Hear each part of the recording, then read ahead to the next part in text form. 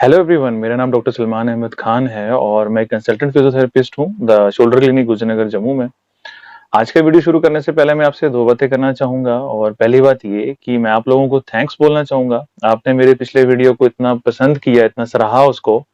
और सॉरी इसलिए बोलना चाहूँगा कि मेरा जो दूसरा वीडियो आ रहा है ये बहुत देर के बाद वीडियो लोड हो रहा है। उसका रीज़न ये था कि मैं एक फेलोशिप प्रोग्राम के लिए एनरोल्ड था और उसके एग्ज़ाम्स थे, जिस वजह से वीडियो अपलोड होने में थोड़ा टाइम लग गया। बट आगे से ऐसा नहीं होगा। हमारी कोशिश यही होगी कि जो भी नया टॉपिक है हम उसको जल्दी से जल्दी कवर करके आप लोगों तक वो जो वीडियो पहुंचाएं। जिन लोगों ने इस चैनल को अभी तक सब्सक्राइब नहीं किया है, आप लोगों से रिक्वेस्ट है इस चैनल को सब्सक्राइब कर लीजिए और बेल के बटन को दबा दीजिए ताकि लेटेस्ट नोटिफिकेशन जो है वो आप तक पहुंच सके। तो चलते हैं आज की वीडियो की तरफ।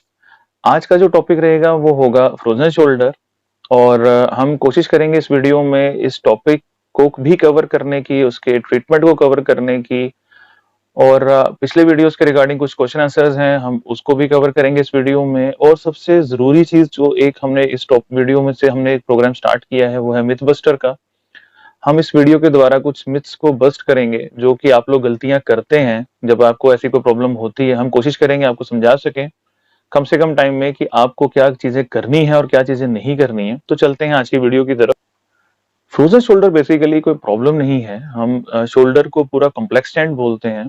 फ्रोजन शोल्डर बेसिकली एक जनरलाइज्ड टर्म है। इसके अंदर बहुत सी चीजें फॉल करती हैं। एक हेल्थ केयर प्रोवाइडर या एक डॉक्टर का जो काम होता है वो यही रहता है कि वो उस प्रॉब्लम को प्रॉपर्ली डायग्नोज कर सके, एक्चुअल में प्रॉब्लम है क्या। फ्रोजन शोल्डर में जैसे कि मैं आपको बताऊं, ट्रेपेजाइटिस फॉल करता है जो उसका मेजर रीजन हो सकता है, सबस्कैपुलाइटिस हो सकता है और इस तरह से किसी भी और मसल की इन्फ्लामेशन हो सकती है। और जैसे फॉर एग्जांपल मैं अगर आपको बताऊं तो डेल्टाइड मसल की इन्फ्लेमेशन हो सकती है, या फिर टेरिस मसल्स जो होते हैं उनकी इन्फ्लेमेशन होती है। तो शोल्डर कॉम्प्लेक्स के सराउंडिंग में जितने मसल्स होते हैं, किसी भी मसल का फेलियर जो है वो फ्रोजन शोल्डर जो है करवा सकता है। कुछ सिस्टमिक प्रॉब्लम्स भी होती हैं जिनकी वजह से फ्रोजन शोल्डर होता है, जैसे कि ओपन हार्ट सर्जरी के बाद फ्रोजन शोल्डर काफी ज्यादा कॉमन देखा गया है, या थायराइड के केसेस में देखा गया है, या टाइप 2 डायबिटीज में देखा गया है। और एक और कॉमन प्रॉब्लम है जिसमें ये फ्रोजन शोल्डर होने के चांसेस सबसे ज्यादा होते हैं, जो कि सी सेक्शन के जो ऑपरेशन होते हैं, पोस्ट डिलीवरी के जो एब्डोमिनल सर्जरीज जो होती हैं उनके बाद भी फ्रोजन शोल्डर देखा गया है कि काफी लोगों को होता है, या आजकल फ्रोजन शोल्डर के केसेस वैसे आ रहे हैं। तो फ्रोजन शोल्डर अभी जो ये आपसे मैं बात कर रहा था ये सारी नॉन ट्रॉमेटिक थी। कुछ ट्रॉमेटिक कॉजेज भी होते हैं। ट्रॉमेटिक का मतलब चोट लगना। चोट लगने की वजह से भी फ्रोजन शोल्डर होते हैं, बट उसका जो ट्रीटमेंट प्रोटोकॉल होता है वो थोड़ा सा डिफरेंट रहता है। मैं आपसे वो चीजें बता रहा था जिसमें चोट भी ना लगे और आपको फ्रोजन शोल्डर की प्रॉब्लम जो है वो जनरेट हो जाए। आप मान लीजिए कि आप एक रात में सो रहे हैं और सुबह आप देखेंगे कि आपका जो शोल्डर है वो जाम हो चुका है, प्रॉपरली काम नहीं कर रहा है और आपकी मूवमेंट्स जो है वो रिस्ट्रिक्ट हो रही हैं। इसी तरह से कुछ और प्रॉब्लम्स ऐसी होती हैं, मतलब कुछ फ्रोजन शोल्डर के कुछ कॉजेज ऐसे भी होते हैं। जैसे मैं आपसे बात करूं तो न्यूट्रिशनल डेफिशिएंसी भी एक रीजन हो सकता है फ्रोजन शोल्डर का, जैसे कि vitamin C, vitamin A, magnesium, या इस तरह से और भी कोई न्यूट्रिशन अगर आपकी बॉडी में डेफिसिट है तो वो कहीं ना कहीं आपको फ्रोजन शोल्डर का रीजन हो सकता है आपका।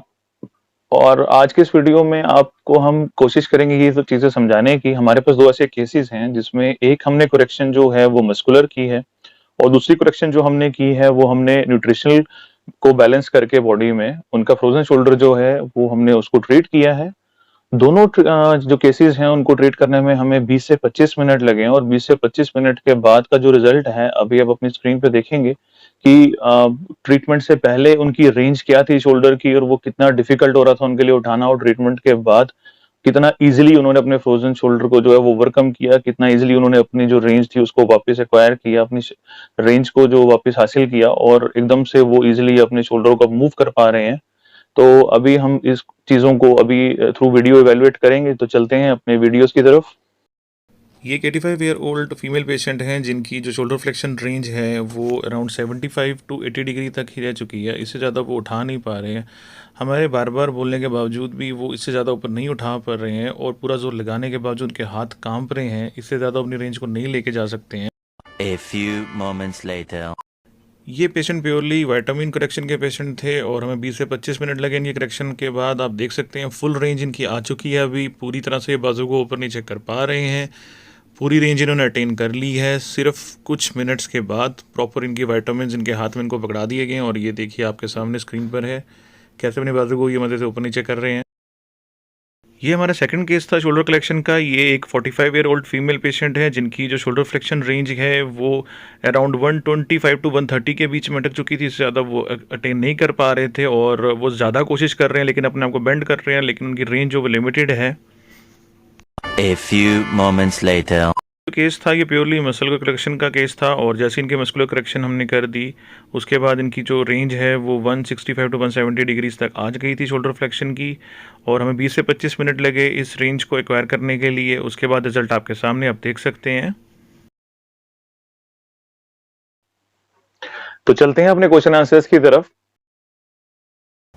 डॉक्टर, पहले वीडियो को देख के एक क्वेश्चन जो पेशेंट्स के द्वारा रिपीटेडली हमसे पूछा जा रहा है वो ये कि इस ट्रीटमेंट के कितने सेशंस रिक्वायर्ड होते हैं एक प्रॉब्लम को ठीक करने के लिए। जी, अगर आपने मेरा वीडियो ध्यान से देखा और सुना होगा तो मैंने उसमें आपको डिटेल में बता दिया है कि 20 से 25 मिनट लगते हैं एक प्रॉब्लम को डायग्नोस करने के लिए और उसको ट्रीट करने के लिए।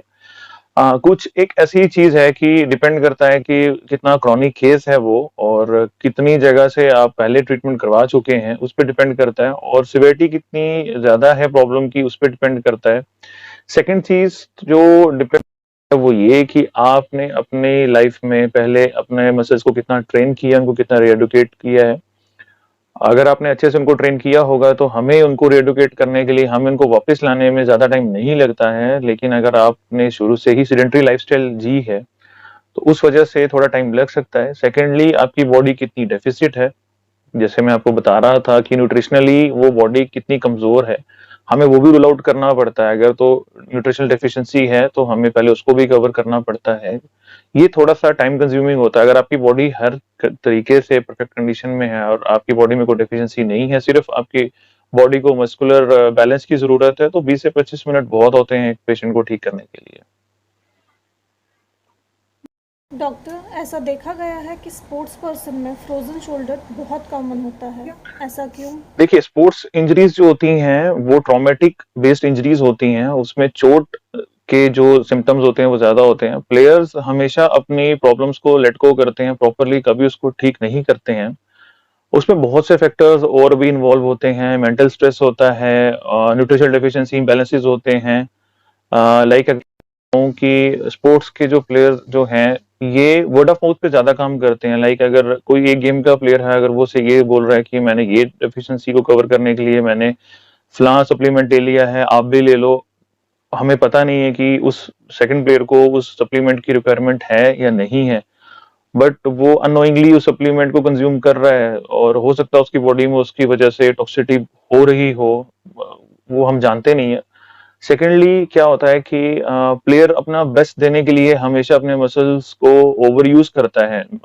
लाइक अगर उसके एक बॉलर है, उसके हैमस्ट्रिंग में कोई इंजरी है, वो उसको ओवरकम करने के लिए कहीं और से कंपनसेट, कहीं और से जोर लगाएगा और कहीं ना कहीं जाके एक के बाद दूसरा मसल उसका काम करना बंद कर देगा, दूसरे के बाद तीसरा, तो वो चेन ऑफ मसल्स जो है वो काम करना बंद कर देती हैं। ऐसे केसेस में फ्रोजन शोल्डर क्या बहुत सी और इंजरीज होती हैं। इसको हम ओनियन पील इफेक्ट बोलते हैं कि हम एक चीज को कवर करते हैं तो हमें उसके बाद उस प्लेयर में दूसरी चीज मिलती है और दूसरी को कवर करते हैं तो तीसरी। तो स्पोर्ट्स प्लेयर्स का जो प्रोटोकॉल रहता है वो टोटली डिफरेंट रहता है। हमें स्पोर्ट्स प्लेयर में सिर्फ एक बेस्ट पार्ट जो मिलता है वो ये मिलता है कि उनका जो रिकवरी रेट होता है वो बहुत फास्ट होता है। नॉन स्पोर्ट्स प्लेयर्स के अगर हम उनसे कंपेयर करें तो उनके मुकाबले स्पोर्ट्स प्लेयर की जो रिकवरी रेट होती है बहुत फास्ट होती है। डॉक्टर, आप बाय डेजिग्नेशन एक फिजियोथेरेपिस्ट हैं और ऐसा देखा गया है कि फिजियोथेरेपी एक टाइम कंज्यूमिंग प्रोसेस है, क्या आप भी वैसे ही ट्रीट करते हैं? जी, बहुत अच्छा सवाल किया आपने। मेरी स्पेशलाइजेशन जो है वो ड्राई नीडलिंग, ड्राई कपिंग की है। मैं बेसिकली एक ड्राई नीडलिंग प्रैक्टिशनर हूँ और फिजियोथेरेपी वर्ल्ड में आज की डेट में और बहुत से स्ट्रीम्स जो है वो इंट्रोड्यूस हो चुके हैं। अगर मैं आपसे एक आपको बताऊं डिस्क्रिप्शन, तो उसमें ड्राई नीडलिंग है, ड्राई कपिंग है, ऑस्टियोपैथी है, कायरोप्रैक्टिक है और इस तरह से क्रेनियोसैक्रल इंटीग्रेशन है। ऐसी बहुत सी और ब्रांचेस जो हैं वो फिजियोथेरेपी में इंट्रोड्यूस हो चुकी हैं।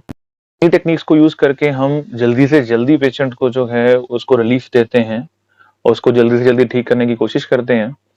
मशीन्स इलेक्ट्रोथेरेपी बोलते हैं हम, मशीन्स के यूज को हम इलेक्ट्रोथेरेपी बोलते हैं बेसिकली। इलेक्ट्रोथेरेपी भी बहुत अच्छे लेवल पे काम करती है। हाँ, थोड़ा सा टाइम कंज्यूमिंग होती है, टाइम लगता है उसमें, बट रिजल्ट डेफिनेटली आपको मिलेंगे उसमें भी, 100% आपको उसमें भी रिजल्ट मिलेंगे। तो अब टाइम है कुछ मिथ्स को बस्ट करने का, जो मैंने आपसे पहले ही बताया था कि मिथ बस्टर का सेक्शन रहेगा। तो अब हम चलते हैं, कुछ मिथ्स को बस्ट करते हैं। तो पहला मिथ ये है कि पेशेंट्स को ये लगता है कि फ्रोजन शोल्डर को ठीक करने का सबसे अच्छा गैजेट जो है वो शोल्डर पुली है। वो पुली अपने घर पे इंस्टॉल करवा कर उसके साथ एक्सरसाइज करते रहते हैं। बट मैं आपको बता दूं, फ्रोजन शोल्डर को ठीक करने के लिए पुली कभी भी बेस्ट गैजेट नहीं है। शोल्डर पुली है वो एक्चुअली आपके जो है जॉइंट रेंज ऑफ मोशन, आपकी जो रेंज है उसको इंक्रीज करने के लिए है, जो कि पोस्ट ऑपरेटिव केसेस में आपको हेल्प कर सकती है, बट फ्रोजन शोल्डर के केस में आपको हेल्प नहीं कर सकती है। मैंने शुरू से आपको बताया कि फ्रोजन शोल्डर बेसिकली जो है वो किसी न किसी मसल का ओवर यूज या वीक होना है। तो हम जैसे ही मसल्स को बैलेंस करेंगे, जैसे ही उसको आइडेंटिफाई करके एक्सरसाइज करेंगे उसकी, तो वो जो है फ्रोजन शोल्डर आपका वो जल्दी से जल्दी ठीक हो जाएगा। एग्जाम्पल के लिए मैं आपको दिखाता हूँ, एक इसको हम इलास्टिक रोप या हम इसको थेराबैंड भी बोल सकते हैं। थेराबैंड ऐसा होता है कि उसमें इस तरह से आपको हैंडल्स नहीं मिलेंगे, सिर्फ एक बैंड रहता है। बट ये मेरे पास जो है ये टोनिंग ट्यूब या इलास्टिक रोप बोल सकते हैं। इसमें अलग अलग रेजिस्टेंस आती है। मेरे पास जो रेजिस्टेंस है वो हार्ड रेजिस्टेंस है। अगर मुझे फ्रोजन शोल्डर मेरा सबस्कैपुलर मसल की वीकनेस की वजह से आ रहा है या लेटिसिमस डोर्साई की वीकनेस की वजह से आ रहा है, तो मैं उसमें कुछ इस तरह की एक्सरसाइज करूंगा जो कि मेरे को हेल्प करेगी अपने फ्रोजन शोल्डर को ठीक करने के लिए। हर मसल को आइडेंटिफाई करके हर एक मसल्स की इंडिविजुअल एक्सरसाइज होती है, जो एक हेल्थ केयर प्रोवाइडर का काम है आपको एक्सरसाइज बताना। वो एक्सरसाइज आप जैसे ही करेंगे आप अपने फ्रोजन शोल्डर को ठीक कर सकते हैं कम से कम टाइम में। सेकंड मिथ जो हम लोगों का है वो ये है कि हमें लगता है कि फ्रोजन शोल्डर बेसिकली शोल्डर का जाम हो जाना है, क्योंकि फ्रोजन कहीं ना कहीं उसको हम रिलेट करते हैं जाम होने से। तो शोल्डर का जाम हो जाना है, और उस केस में देखा गया है कि पेशेंट्स हैवी ऑब्जेक्ट्स को लिफ्ट करते हैं। अगर मैं फीमेल्स की बात करूं तो वो घर में अपने बकेट्स को लिफ्ट करती हैं या और कुछ हैवी ऑब्जेक्ट को लिफ्ट करती हैं, सिर्फ इसलिए कि उनका जो शोल्डर है वो ग्लाइड कर जाए, थोड़ा सा नीचे आ जाए और उनका जो शोल्डर है वो फ्री हो जाए। बट होता है इसका बिल्कुल अपोजिट है। आप जब भी कोई हैवी वेट को लिफ्ट करेंगे, शोल्डर हमेशा जो है वो अपने आप को रिस्ट्रिक्ट कर लेता है, अपनी मूवमेंट को रोक लेता है। तो आप लोग ऐसी गलती ना करें जिसकी वजह से आपकी जो प्रॉब्लम है वो और ज्यादा बुरी हो जाए, वर्सन हो जाए, डिटोरेट हो जाए।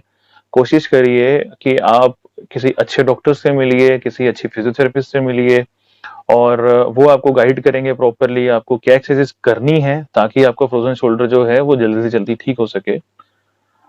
थर्ड मिथ जो हमने एक बड़ी कॉमन देखी है अपनी प्रैक्टिस में, वो ये है कि पेशेंट्स एक गलती और करते हैं। बहुत से पेशेंट्स का ये बताना होता है कि भाई अगर हमें लेफ्ट साइड शोल्डर में पेन है तो वो लेफ्ट की साइड पर करवट लेके सोते हैं। ये भी गलत बात है, ऐसा आपको नहीं करना चाहिए, बिकॉज आप जब एक तरफ करवट लेके सोते हैं आप उस मसल को और ज्यादा कंप्रेस कर रहे हैं, जिसकी वजह से आपकी जो फ्रोजन शोल्डर की प्रॉब्लम है वो और ज्यादा वर्सन हो जाएगी, बढ़ जाएगी। तो आप अगर ऐसा ना करके या तो सीधा लेट जाइए या मुंह के बल लेट जाइए, जिसको हम सुपाइन या प्रोन पोजीशंस बोलते हैं। अगर आप इस पोजीशन में लेटते हैं तो आप उसका वेट ऑफ करते हैं शोल्डर का, और वो आपको जो शोल्डर है वो जल्दी से जल्दी आपका रिकवर होने में जो है वो आपको हेल्प करेगा। वो पर्टिकुलर पोजीशन आपकी सुपाइन या प्रोन जो है आपके शोल्डर को रिलीव करने के लिए वो आपको हेल्प आउट करेगी। आप लोगों से मेरी एक निवेदन है, एक छोटा सा सजेशन है, अगर आपको ऐसी कोई प्रॉब्लम है, अगर आप फ्रोजन शोल्डर से जूझ रहे हैं, तो कोशिश करिए कि कभी भी कोई जर्की मूवमेंट ना करें शोल्डर के साथ, कोई जोर जबरदस्ती वाला काम ना करें शोल्डर के साथ, कोई हैवी ऑब्जेक्ट को लिफ्ट ना करें, किसी भी हैवी ऑब्जेक्ट को पुश या पुल खींचे या धक्का ना दें, और जितनी जल्दी हो सके अपने नियरेस्ट जो आपके डॉक्टर हैं या आपके फिजियोथेरेपिस्ट हैं आप उनको कंसल्ट करें, उनसे सलाह लें कि आपका जो फ्रोजन शोल्डर है उसको आप कैसे कम से कम टाइम में ठीक कर सकें, ताकि इस प्रॉब्लम से आप जल्दी से जल्दी जो है वो ठीक हो सके। तो ये था हमारा आज का वीडियो, डिटेल डिस्कशन हमारे पेशेंट्स के रिगार्डिंग, हमारे क्वेश्चन आंसर्स और कुछ मिथ बस्ट हमने करने की कोशिश की है। आशा करते हैं कि आपको हमारा आज का वीडियो अच्छा लगा होगा, और हम कोशिश करेंगे ऐसे ही और भी वीडियोस आपके लिए हम लेके आए ताकि आप लोगों के जो क्वेश्चंस हैं उनके आपको आंसर्स मिल सके। हमारे व्हाट्सएप नंबर रेगुलरली स्क्रीन के ऊपर जो हैं वो फ्लैश हो रहे हैं। अगर आपके भी कुछ ऐसे सवाल हैं तो आप हमें इन व्हाट्सएप नंबर पे हमें मैसेजेस कर सकते हैं, या आपका अगर कोई ऐसा पेशेंट है तो आप हमें उस पेशेंट के रिगार्डिंग एक छोटा सा वीडियो बना के भेज सकते हैं। हम कोशिश करेंगे जल्दी से जल्दी आपके साथ संपर्क करने की। तो आज के वीडियो में बस इतना ही। मिलते हैं आपसे अगले वीडियो में एक नए टॉपिक के साथ। Thank you.